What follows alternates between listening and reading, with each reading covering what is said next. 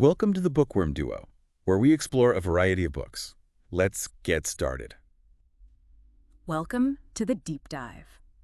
Today you've asked us to plunge into a truly compelling and much-discussed book, Wicked, The Life and Times of the Wicked Witch of the West by Gregory Maguire. Oh yeah, a classic. We've got a well-worn copy here alongside some interesting online resources. Right? And our mission for you in this deep dive is clear to follow the extraordinary life of Elphaba, in chronological order right from the very beginning of the book. Straight to the source material, tracing the initial events and influences that shaped the woman who would eventually be labeled the Wicked Witch of the West. Exactly. For you, this provides a foundational understanding of her journey. Okay, so let's unpack this.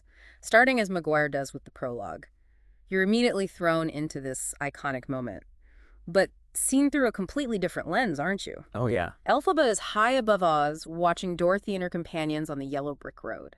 There's this immediate sense for you, the reader, of a collision course being set, this feeling that their destinies are somehow intertwined from the start. Maguire flips the script entirely. We're experiencing this famous scene from the perspective of this supposed villain. Right, yeah. It instantly challenges any preconceived notions you might have. Absolutely. And signals that this narrative will subvert everything you think you know about this story. And then Maguire takes you back in time all the way to Elphaba's birth.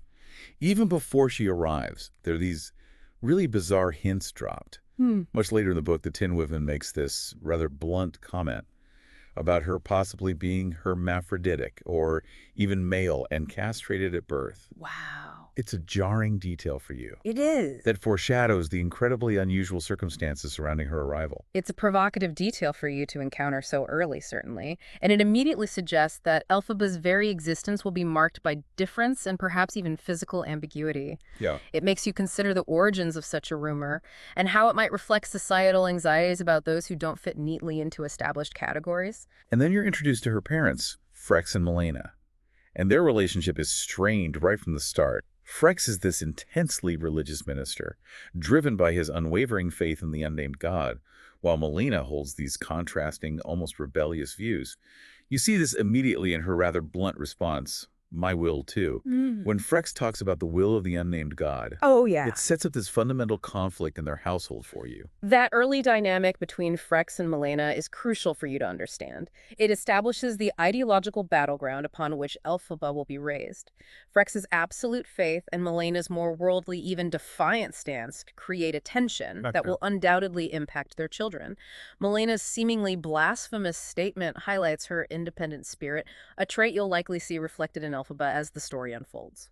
And Frex is clearly worried about Milena, you notice. He seeks out help from a local fisherman, arranging for women to stay with her. This subtly indicates to you that Milena isn't exactly beloved in the community, perhaps due to her differing views. That detail underscores for you the potential isolation Milena might have felt within this community, further emphasizing the possibility of Elphaba inheriting a sense of being an outsider. Right. Frex's concern, despite their ideological clashes, also hints at a deeper, though troubled, connection between them, something for you to keep in mind.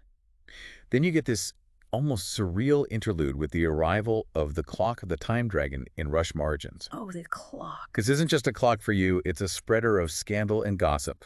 A propaganda tool for wickedness, as Maguire puts it. It's disseminating all sorts of stories, even one about a seemingly pious minister. The Clock of the Time Dragon serves as a fascinating commentary on the power of narrative and misinformation.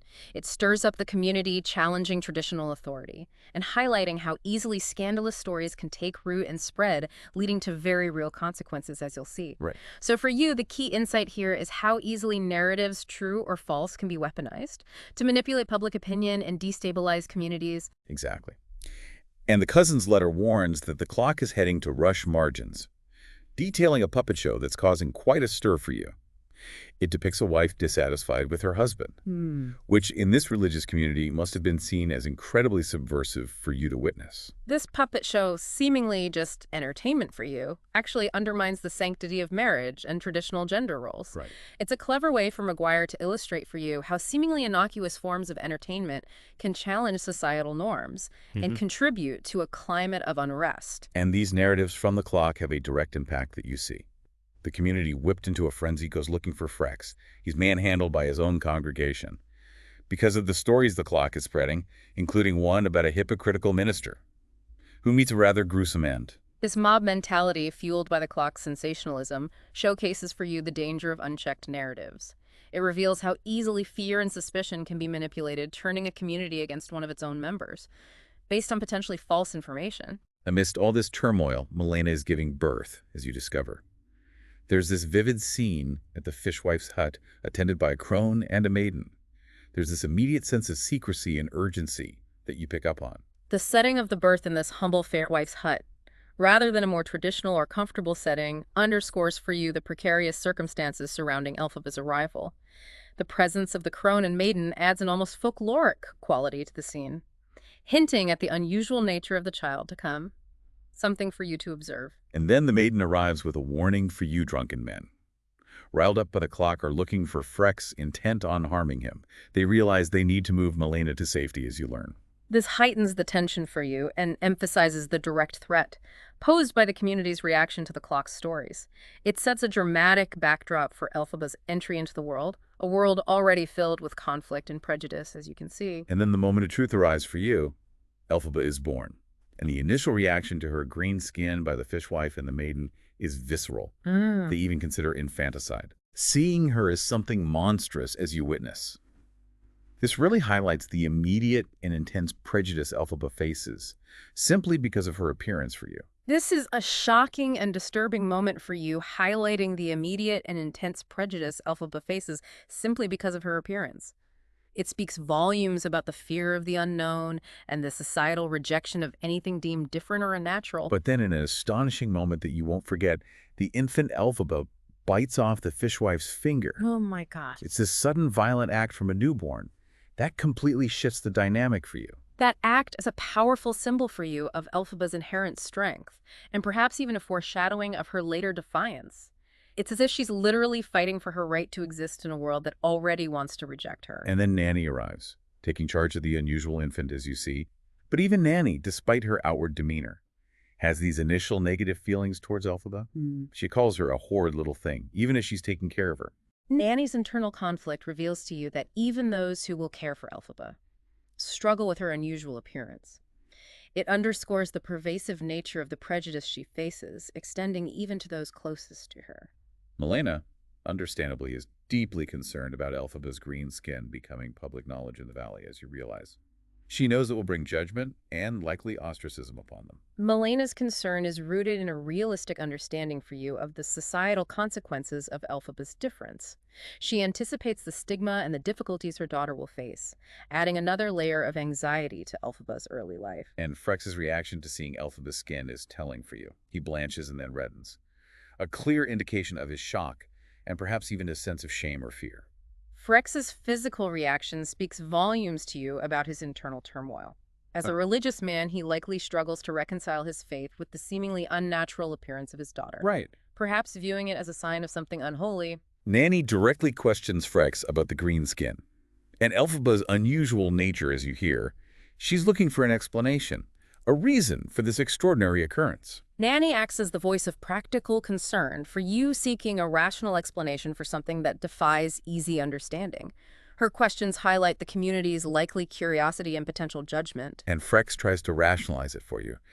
Offering these rather flimsy explanations, he even has a slip of the tongue, mentioning the devil, and then suggesting Milena might have unintentionally cursed the child. Oh my. It's clear he's grasping at straws, as you can tell. Frex's attempts at explanation revealed to you his own internal struggle, and his desire to find a logical or theological framework for understanding Elphaba's difference. His mention of the devil reflects the prevailing religious interpretations of the unusual or the unexplained. Then a new character enters their lives, as you observe. Turtleheart, a captivating, quaddling glassblower Milena, is immediately drawn to him. And it's implied there's a romantic connection that you pick up on. Turtleheart's arrival introduces an element of exoticism and a different cultural perspective into their lives for you. Milena's attraction to him hints at a dissatisfaction with her marriage and a yearning for something more.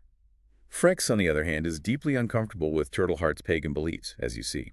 He's worried about the rise of player faiths and TikTokism in Oz, seeing them as a threat to traditional unionism and his own beliefs in the unnamed god. Oh. So in this context for you, Frex's unionism refers to his strict adherence to the doctrines of the unnamed god, a very traditional and perhaps rigid belief system within this version of Oz. Frex's discomfort reflects for you a broader societal tension between traditional religious beliefs and the emergence of new, more secular or pagan philosophies.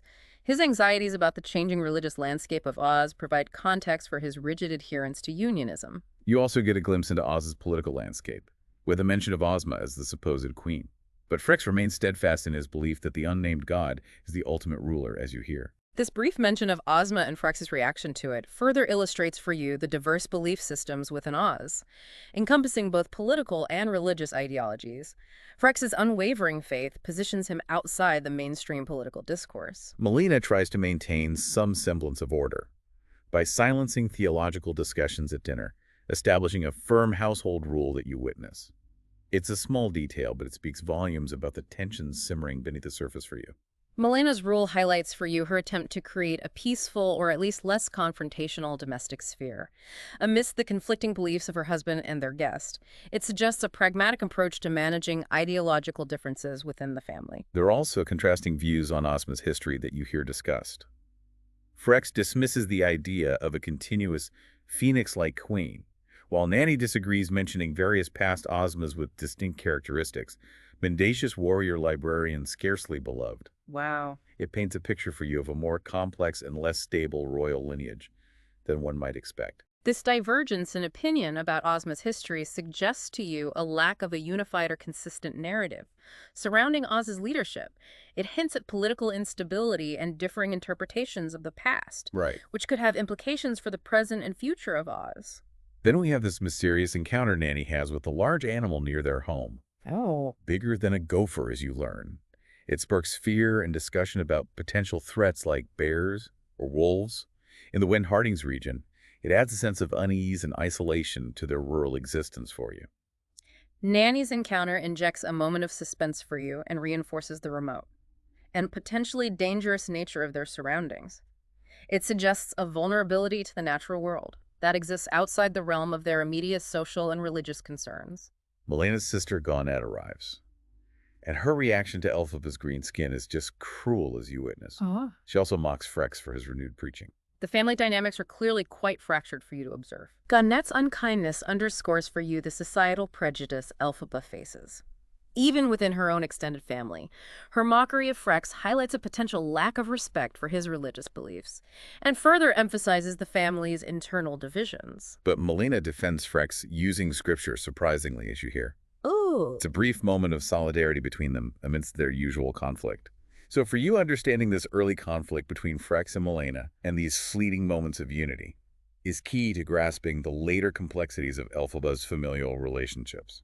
Melena's defense of Frex, using his own language of scripture, suggests for you a complex relationship where she may disagree with him, but still feels a sense of loyalty or a need to uphold family unity in the face of external criticism. Nanny then arranges for Elphaba to be cared for by Grande, highlighting Grande's initial reluctance. Due to her hip and the potential disruption to her household as you learn, it's clear this isn't a willing act of kindness for you to see. This arrangement underscores for you the lack of viable options for Elphaba's care, highlighting the burden her unusual appearance places on the family. Grande's reluctance emphasizes the social stigma associated with Elphaba. Melina and Nanny discuss payment for Grande's care, revealing their poverty to you. It adds another layer of hardship to Elphaba's already challenging beginnings. The discussion of payment highlights for you the economic realities faced by the family, and further emphasizes the practical difficulties of caring for a child who is perceived as different or burdensome. Elphaba is then sent inside Grande's home, a pivotal moment of separation from her immediate family, an entry into a potentially hostile environment for you to witness. This marks for you Elphaba's first significant separation, and her introduction to a world beyond her parents and Nanny. It sets the stage for new experiences and interactions that will further shape her development. Nanny observes that Melina can't truly know Turtleheart because of his different quadling culture, something Melina dismisses as you hear. It highlights Melina's lack of awareness or interest in cultural differences. Nanny's observation points to a potential superficiality for you in Melena's relationship with Turtleheart, suggesting a failure to understand or appreciate his cultural background. Melena's dismissive attitude reflects a lack of empathy or curiosity towards those from different cultures. Turtleheart creates a glass roundel for Elphaba as a toy. believing it can show the future in blood and rubies, as you discover. It's a mystical, almost ominous gift for you to consider. Turtle Heart's gift introduces an element of prophecy and foreshadowing for you. The imagery of blood and rubies hints at a potentially violent and dramatic future for Elphaba. Frex strongly rejects prophecy and fatalism, associating it with the pleasure faith and the time dragon, as you hear. He contrasts this with his belief in the unnamed god's unknown history. His faith offers a different perspective on destiny for you. Frex's rejection of prophecy aligns for you with his belief in free will and the unknowable nature of the unnamed god's plan. It sets up a conflict between different ways of understanding destiny in the future. Turtleheart decides to leave Quadling country, believing the water running red with rubies is a sign of danger for his people, as you learn. He's guided by his cultural beliefs and interpretations of omens. Turtleheart's departure underscores for you the importance of cultural beliefs and the interpretation of signs in his life.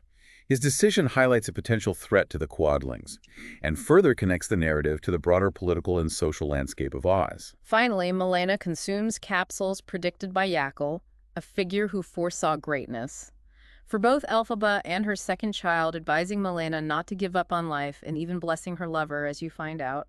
Nanny, however, withholds Yackle's prediction. Oh, wow. That the next child would also be a girl. It's a moment filled with prophecy and secrets for you. Yalaga's predictions add another layer of fate and destiny to the narrative for you, suggesting that Elphaba's life is already marked for significance. Nanny's withholding of information hints at potential future conflicts or decisions based on gender expectations. So there you have it. Elphaba's beginnings, as you've now explored, are anything but ordinary, filled with strange circumstances, familial tensions, and ominous prophecies. It really lays the groundwork for the complex and compelling character she becomes. Absolutely. These early chapters are crucial for you in understanding the forces that shape Elphaba's identity and set her on a path that will eventually lead her to Shiz University and the wider world of Oz. And that's where we'll pick up next time. We'll follow Elphaba's journey to Shiz, the people she meets, and the experiences that begin to mold her into the figure we know, or think we know, as the Wicked Witch of the West. It raises an important question for you to consider, doesn't it? Reflecting on these unique beginnings and the powerful early influences in her life, how might they have irrevocably shaped Elphaba's destiny? And the way others inevitably perceived her, what role did societal prejudices and inherent misunderstandings play in the unfolding of her story? Something for you to really think about. Thanks for joining us on this deep dive into Wicked. Until next time. Thanks for joining us. Subscribe for more bookish adventures and hit that like button if you enjoyed the ride. Don't forget to share the knowledge, spread the word.